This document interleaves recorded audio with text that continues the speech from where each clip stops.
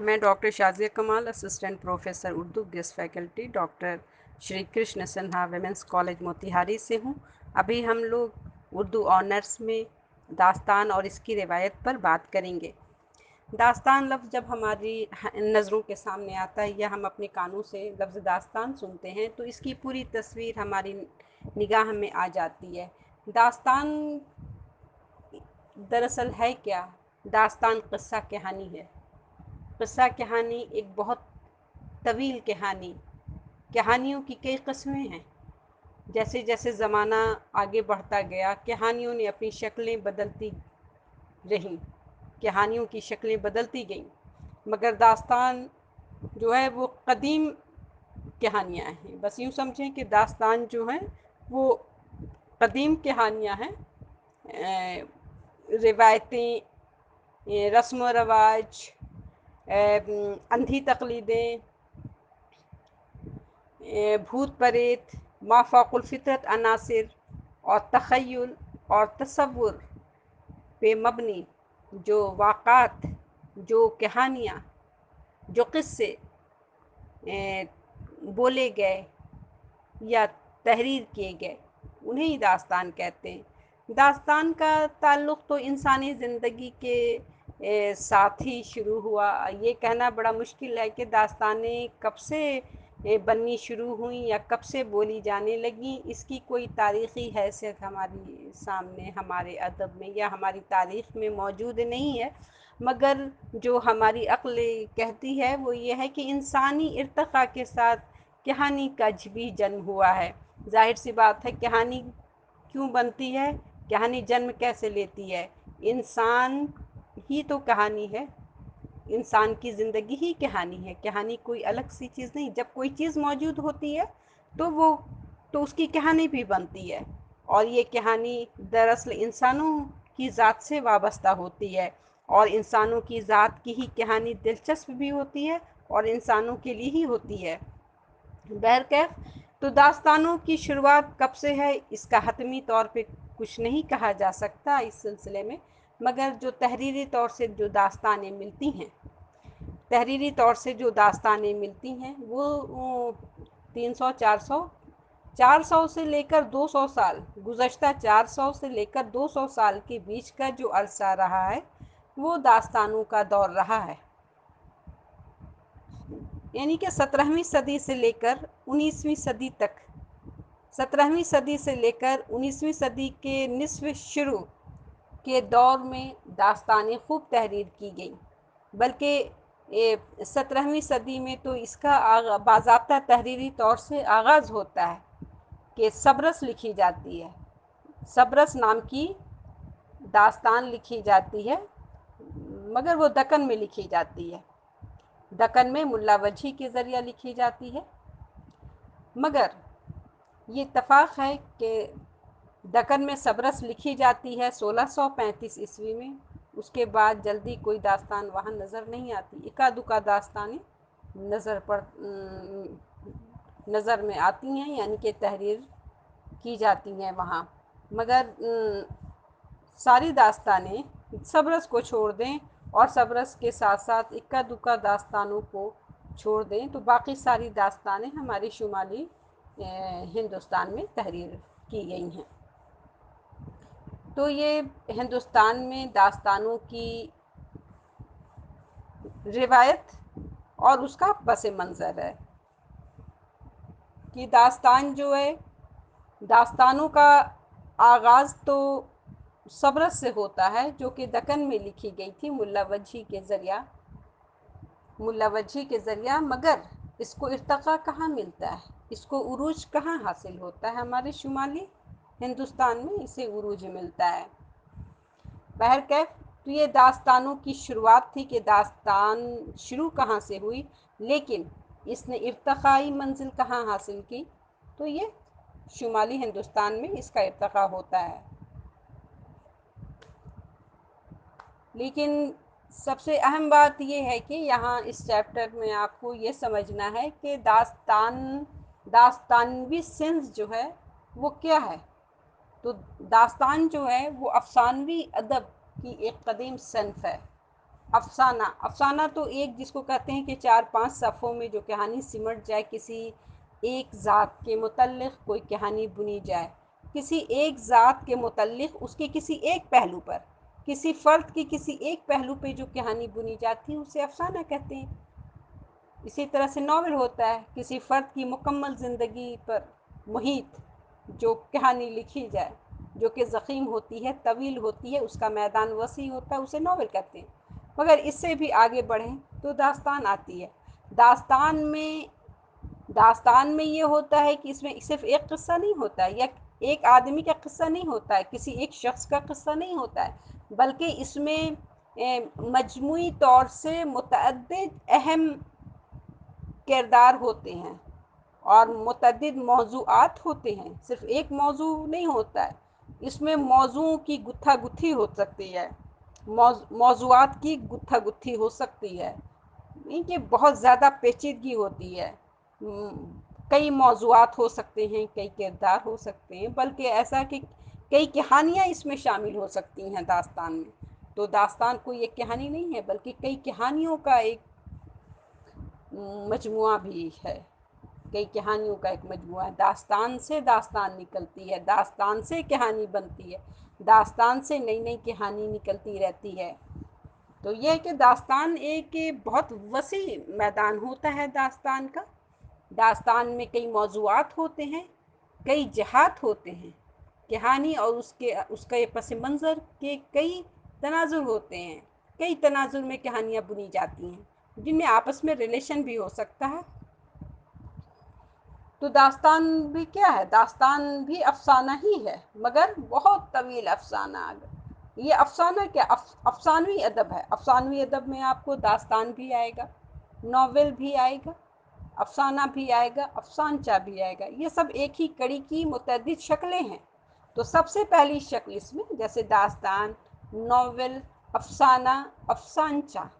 تو ان ناول کے بعد ناولٹ آتا ہے، ناولٹ کے بعد پھر افسانہ آتا ہے، اس کے بعد افسانچہ آتا ہے۔ تو یہ جو کڑیاں ہیں افسانوی ادب کی، اس میں سب سے پہلی کڑی جو ہے وہ داستان ہے۔ داستان جو ہے اردو افسانے کی یا ادبی افسانہ ہے نا، افسانوی ادب کی سب سے قدیم شکل ہے، سب سے پرانی شکل ہے اور سب سے طویل شکل ہے۔ اس کے قصے میں بہت زیادہ توالت پائی جاتی ہے، بہت زیادہ اس کا قصہ وسیع ہوتا ہے، وسعت لیے ہوا ہوتا ہے۔ مگر داستان میں جو سب سے اہم بات ہے کہ داستان میں کن باتوں کی شمولیت کا ہونا لازمی ہے۔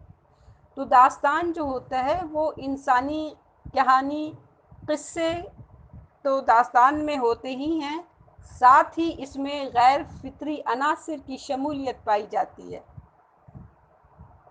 غیر فطری عناصر داستان میں شامل کیے جاتے ہیں، ما فوق الفطرت عناصر کی کثرت ہوتی ہے، موجودگی ہوتی ہے۔ یعنی کہ داستان وہ کہانی ہے جس میں انسانی کہانی قصے کے ساتھ ساتھ غیر فطری عناصر اور ما فوق الفطرت عناصر کی موجودگی ہو، تو اسے داستان کہتے ہیں۔ داستان انسان کے تجربات اور اس کے مشاہدات کا ثمرہ نہیں ہوتا ہے۔ یہ نہیں کہ انسان جو تجربہ کرتا ہے یا اس کی مشاہدات کی جو دنیا ہوتی ہے اسی پہ داستان مبنی ہے، نہیں، اس سے اس کا کوئی تعلق نہیں ہے۔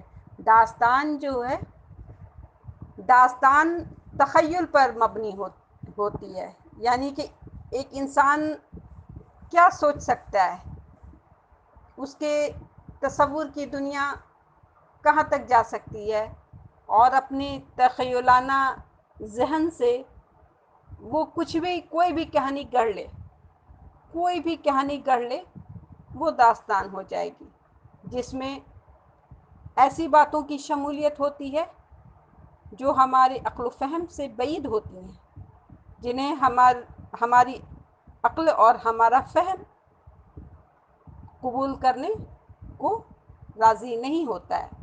تو ایسی باتوں کی پیشکش داستان میں کی جاتی ہے۔ جیسے داستانوں میں انسانی قصے کہانی کے ساتھ ساتھ ایسی باتیں داخل کی جائیں گی جس میں جو غیر فطری ہوں، غیر حقیقی ہوں، جن کا تعلق مافوق الفطرت عناصر سے ہو، جیسے جن، بھوت، پریت،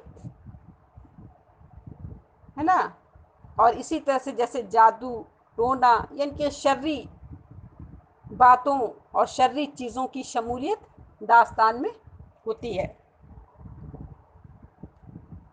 داستان میں ان کے علاوہ مافوق الفطرت عناصر کے علاوہ یا غیر فطری عناصر کے علاوہ آرائش اور رومان کی دنیا ملتی ہے۔ رومان پہ بھی داستان ٹکی ہوتی ہے۔ مافوق الفطرت عناصر کی موجودگی سے تو اس میں کیا ہے، وہ حیران کن ہو جاتی ہے، ہیبت ناک بن جاتی ہے۔ مافوق الفطرت عناصر کی شمولیت سے یا غیر فطری عناصر کی شمولیت سے داستان کو ہیبت ناک بنایا جا سکتا ہے، سنسنی خیز بنایا جاتا ہے۔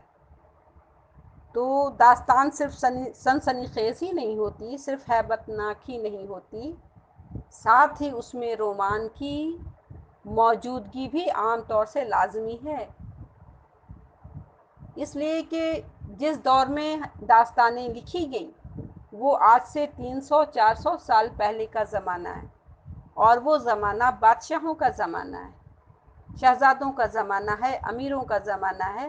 تو داستانوں میں بادشاہوں کے قصے، بادشاہوں کے رومان کے قصے پیش کیے گئے ہیں، ان کے عشق کی کہانی اس میں درج کی گئی ہے، اور بہت ہی اسی انداز سے، اسی دلنشیں اس قدر دلنشیں انداز سے ان کی کہانی یہ تحریر کی گئی ہے کہ وہ پڑھنے والے کو مسحور کر دیتی ہے۔ تو داستانوں میں مافوق الفطرت عناصر اور غیر فطری عناصر کے ساتھ ساتھ رومان کی موجودگی کا ہونا بھی اتنا ہی ضروری ہے۔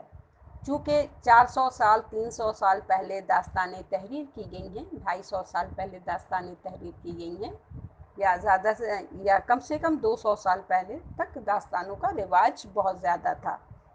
تو اس وقت کے جو حالات تھے، اس وقت کا جو زمانہ تھا، ظاہر سی بات ہے کوئی بھی ادب یا کوئی بھی صنف اپنے زمانے کی ترجمان ہوتی، چاہے آپ کوئی بھی صنف لے لیں۔ اگر شاعری کی صنف لیتے ہیں، غزل، نظم، تو یہ صنفیں بھی اپنے زمانے کا عکاس ہوتی ہیں، اپنے زمانے کی ترجمانی کرتی ہیں۔ اسی طرح سے یہ داستان جو کہ نثری صنف ہے، یہ بھی اپنے زمانے کی ترجمانی کرتی ہے۔ تو اس وقت کے لوگوں کے جو حالات تھے، لوگ غیر سائنسی باتوں پہ یقین کرتے تھے، لوگ ایسی باتوں پہ یقین کرتے تھے جن کا سچ سے کوئی واسطہ نہیں ہے، جن کا سچ سے قطعی کوئی تعلق نہیں ہے، بلکہ جو لوگوں کے خیالات تھے، جیسے بھوت پریت میں یقین کرنا، جن اور جن پری وغیرہ کے قصہ کو داستان میں پیش کرتے تھے اور اس کو حیرت زدہ بناتے تھے، ہیبت ناک بنا دیتے تھے کہانی کو، اس قصے کو، اور ساتھ ہی بادشاہوں، امیروں، کبیروں، شہزادے اور شہزادیوں اور پریوں کے قصے اس میں شامل کرتے تھے، ان کا رومان شامل کرتے تھے۔ تو رومان سے وہ بہت ہی کہانی جو ہے بہت ہی خوبصورت بھی ہو جاتی تھی، اور بہت ہی متاثر کرنے والی ہوتی تھی، دوسروں کو یعنی کہ قاریوں کو بہت زیادہ متاثر کرنے والی کہانی بنتی تھی۔ اس لیے کہ وہ جو دور تھا وہ 300 400 250 200 سال پہلے کا زمانہ تھا، اور وہ زمانہ جو تھا وہ اس میں کوئی سائنسی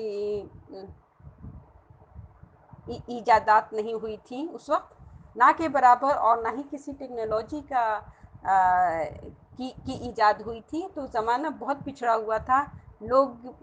لوگوں کے پاس کوئی ایسی نئی چیزیں نہیں تھیں، کوئی نیا موضوع نہیں تھا جس پر وہ داستان لکھتے یا کہانی لکھتے. تو لے دے کر ان کے پاس وہی انسانی جو معاشرہ تھا اس وقت کا، ویسا معاشرہ، جن کی آنکھیں تو تھیں اور جن کے دماغ تو تھے، لیکن وہ دماغ بہت محدود تھے، بہت محدود تھے. ظاہر سی بات ہے اس وقت کی دنیا ہی محدود تھی. بس انسانوں کی جو بنیادی باتیں ہیں، جیسے کھانا پینا رہنا سہنا، اور بس آس پاس کی دنیا کو دیکھنا. اور اس وقت کے لوگوں کا جو تھاٹ تھا، جو سوچ تھی، جو فکر تھی، وہ بہت زیادہ اپنے آپ، بلکہ یعنی کہ وہ اپنے عکس سے بھی، یعنی کہ ان کا جب عکس بنتا تھا تو وہ اپنے عکس سے بھی وہ خوف کھاتے تھے، ہے نا. یا خود سے ہی وہمہ پال لیتے تھے. ان کے ذہن میں وہم و گمان آ جاتا تھا یا بدگمانی پیدا ہو جاتی تھی. اب جیسے کوئی درخت ہی ہے، تو درخت پر کبھی ان کے ذہن میں ایسا آتا تھا کہ کوئی ہلچل ہو اس میں پیدا ہو گئی ہو، یا اس پہ کوئی آدمی ہی کا اس پہ سایہ ہو. تو اس طرح کی بے بنیاد باتوں میں وہ لوگ یقین کرتے تھے اس وقت کے لوگ. یا لاش کو ہی لیجیے، تو کبھی کبھی ایسا تصور ان لوگوں کا تھا کہ چلتی پھرتی لاش وہ دیکھ لیتے تھے، ہے نا، متحرک لاش دیکھ لیتے تو، ہے نا، دیکھ لیتے تھے. تو اس طرح کی باتوں کو ان لوگوں نے داستانوں میں مندرج کیا ہے، جس سے داستان جو ہے وہ ہیبت ناک ہو گئی ہے. تو چونکہ اس وقت کا وہ دور ہی تھا کہ لوگوں کی سائنسی معلومات بہت محدود تھی، بلکہ نہ کے برابر تھی. اس وقت تو بجلی کی بھی ایجاد نہیں ہوئی تھی، تو ظاہر سی بات ہے بجلی تک کی ایجاد نہیں ہوئی، تو یعنی کہ ترقی سے یہ بالکل کوسوں دور تھے. کسی بھی طرح کی چیزیں، آرام کی، آرائش کی، اس طرح کی جیسے الیکٹرانک سامان ان کے پاس دستیاب نہیں تھے.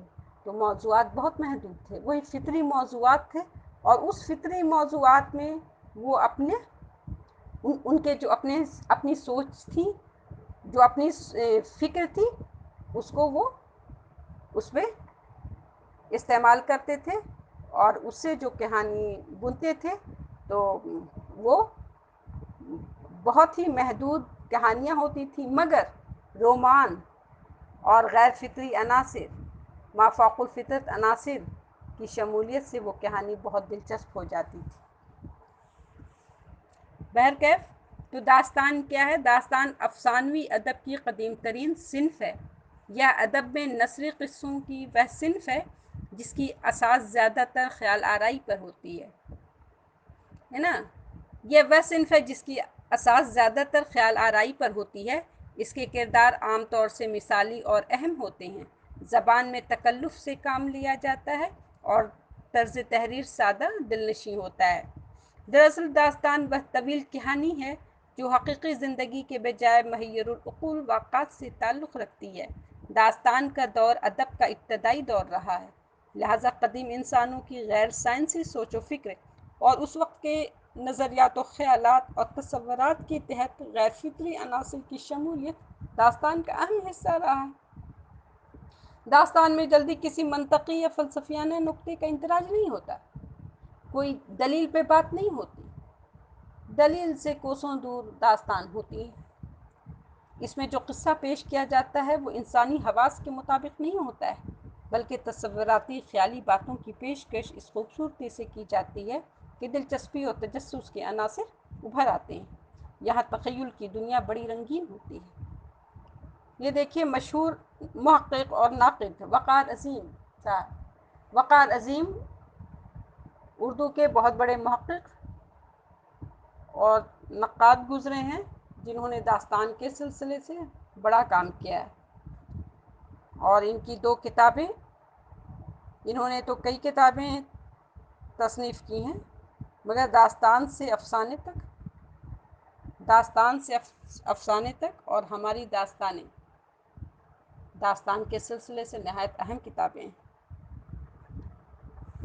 تو داستان سے افسانے تک میں وقار عظیم ایک جگہ لکھتے ہیں، داستانیں پڑھنے والوں کے لیے ایسی تفریح، دلچسپی اور ذہنی انبساط داستانیں پڑھنے والوں کے لیے ایسی تفریح، دلچسپی اور ذہنی انبساط کا سرمایہ مہیا کرتی ہیں جس میں منطق اور استدلال کی کوئی جگہ نہیں ہوتی۔